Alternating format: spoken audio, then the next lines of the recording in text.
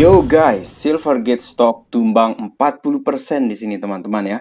Bank ini ya menghadapi financial crisis. Bagaimana kira-kira nasib altcoins, Bitcoin karena berita dari Silvergate sini teman-teman. Karena menurut saya di sini ya, kok kayak ada semacam agenda gitu. Jadi ini dulu, kemudian FTX dulu, ada Luna yang sebelumnya ya teman-teman. Kemudian sekarang ini di tahun 2023 ini teman-teman ya, di bulan Maret ini, Silvergate ini kayak di setting gitu kan. Oke, sekarang giliran kamu nih, kasih merah market. Seperti itu. Dan pemain mana yang bisa memainkan agenda besar seperti ini? Kita akan coba bahas ini dari beberapa berita yang saya rangkum di sini teman-teman ya. Dan juga kita berbicara tentang Bitcoin juga nanti ya, prediksi ke depannya akan seperti apa. Yang juga berkaitan dengan data-data dari Amerika ya, yang sesuai ekspektasi ataupun tidak sesuai ekspektasi tersebut teman-teman, dan pengaruhnya terhadap the Fed ya. Oke, untuk itu let's dive in my friend. Welcome back everybody to Black Cuan. Terima kasih telah mengupdate berita kripto dari channel ini. Bagi teman-teman yang baru datang ke Black Cuan, silakan untuk menyempatkan waktu kalian, please support channel ini ya dengan cara like video ini ataupun subscribe channel ini. Dan jangan lupa teman-teman untuk membunyikan loncengnya. Terima kasih teman-teman ya. Dan bagi teman-teman yang sudah mengkomen ya, membuat komentar atau membalas komentar di video Black Cuan, tetap akan kami balas di sini teman-teman. Mungkin tidak dalam waktu yang cepat ya, agak-agak delay, tunda sedikit lah.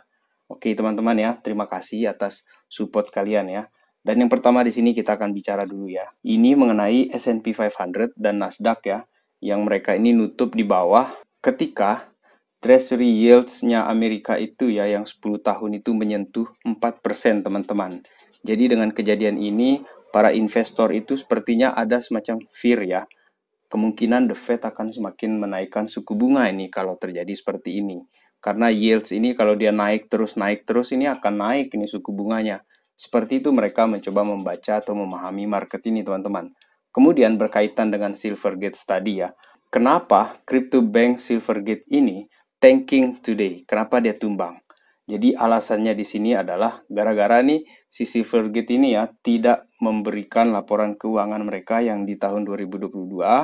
Jadi mereka ini butuh waktu katanya untuk mencatat entry-entry ataupun kerugian-kerugian ataupun keuntungan-keuntungan mereka, dan ini membuat para investor ya itu merasa kok ragu gitu kan, apa yang terjadi ini, kok Silvergate ini lama sekali dia mengumpulkan data-datanya ataupun memberikan laporannya tersebut teman-teman. Dan akhirnya para investor ini ketakutan dan dia ragu karena seperti yang saya katakan tadi ya, yield 10 tahunnya untuk Amerika tersebut teman-teman itu ada kenaikan 4% dan itu membuat takut ya para investor. Jadi wajarlah seperti itu ya. Tetapi Silvergate ini menyebabkan kejadian yang bisa parah ini untuk kripto teman-teman ya, gara-gara tumbangnya dia itu 40% loh, dan itu besar sekali menurut saya ya, saham loh, stok itu yang tumbang segitu itu.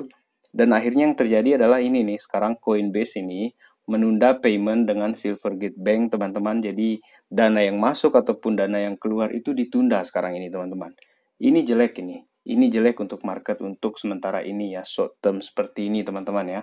Kemudian teman-teman, ini ada update menarik ini dari Twitter ya, ini dari Bitcoin News. Silvergate ini tumbang ya oleh Coinbase, kemudian kemungkinan besarnya adalah mereka bangkrut, out of business guys.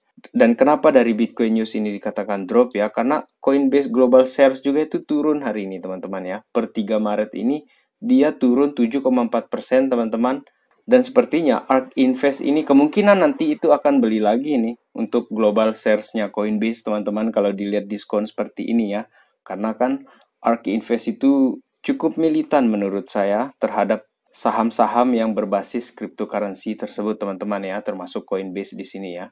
Dan tidak sampai di situ saja ya, ternyata Paxos juga ikut-ikutan ini teman-teman ya. Jadi Coinbase dia menjauhkan dirinya dari Silvergate teman-teman. Kemudian ada Paxos ini jump ship, lompat dari kapal ya. Lompat dari kapal artinya mereka tidak mau berkaitan lagi nih dengan Silvergate Bank ya. Jadi untuk yang Paxos ini mereka berhenti untuk semua transfer mereka ya, yang berkaitan dengan akun-akun yang ada di Silvergate teman-teman.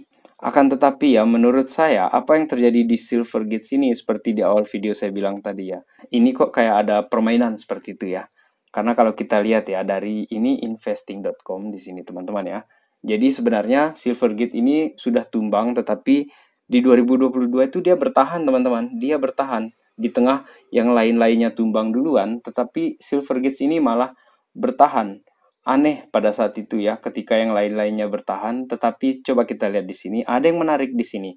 Ternyata ini yang di belakang mereka itu adalah BlackRock, teman-teman. Jadi di Januari kemarin saja BlackRock ini menambahkan saham mereka di Silvergate itu sampai 7,2%, teman-teman. Kemudian ada juga Citadel. Citadel Securities ini juga ya menambahkan 5,5 sahamnya mereka 3 minggu lalu, teman-teman.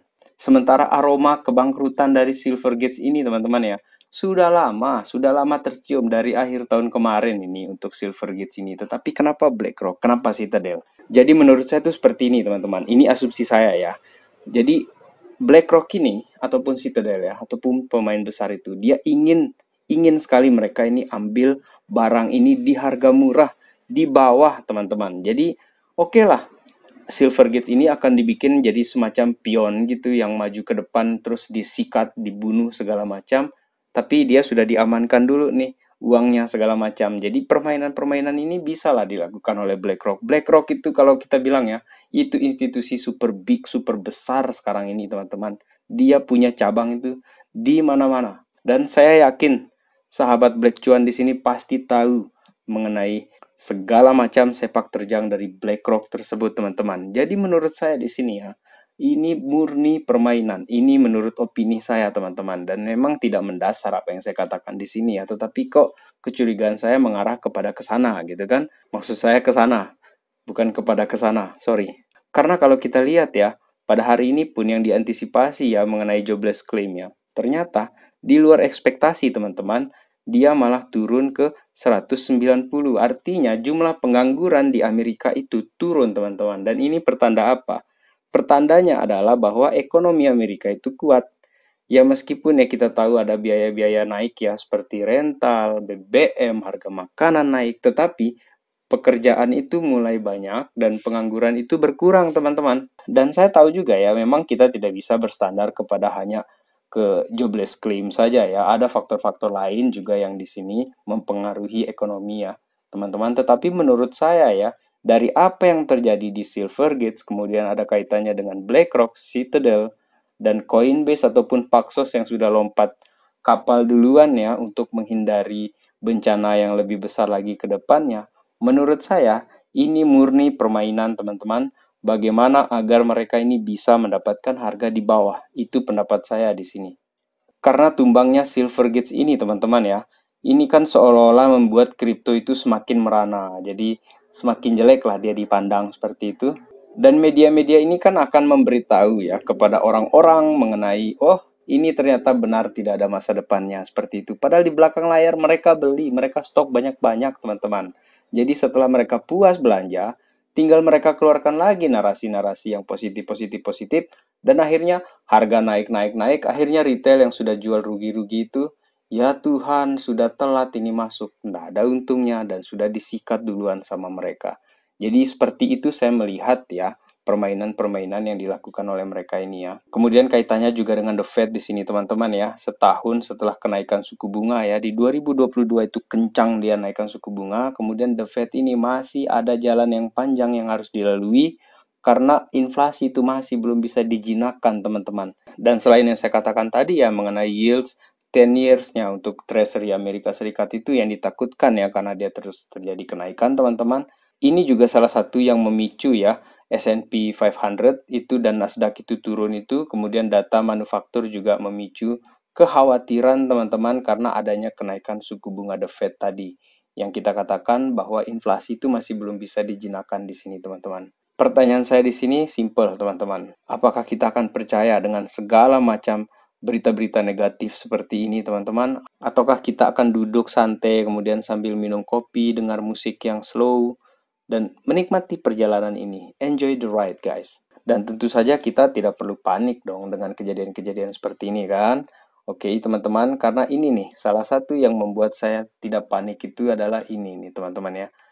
Setelah mem-PHK karyawannya, Goldman Sachs ini genjot bisnis aset digital. Artinya, di sini ya, mereka meng-hire atau mempekerjakan orang-orang yang di bidang kripto, di bidang aset-aset digital, teman-teman. Jadi, menurut saya memang akan ada shifting ke depan ini ya, dari pola konvensional atau tradisional tersebut itu menuju ke gaya baru lah yang kita sebut blockchain ataupun teknologi cryptocurrency seperti itu. Dan Goldman Sachs ini sudah membacanya, sudah melihat ke depan visinya dia ini, teman-teman. Jadi menurut saya, kita yang sudah ada di kripto ini ya, dari 2 tahun yang lalu, 3 tahun yang lalu, teman-teman, ini masih awal banget, awal sekali kita berada di dalam ekosistem kripto ini, dan kita belum melihat seperti apa pergerakan liar ke depannya Bitcoin, altcoins itu nantinya. Jujur teman-teman, ini bukan sekedar hopium yang saya bicarakan di sini, karena ini berdasarkan pengalaman juga ya di tahun 2019, di tahun 2017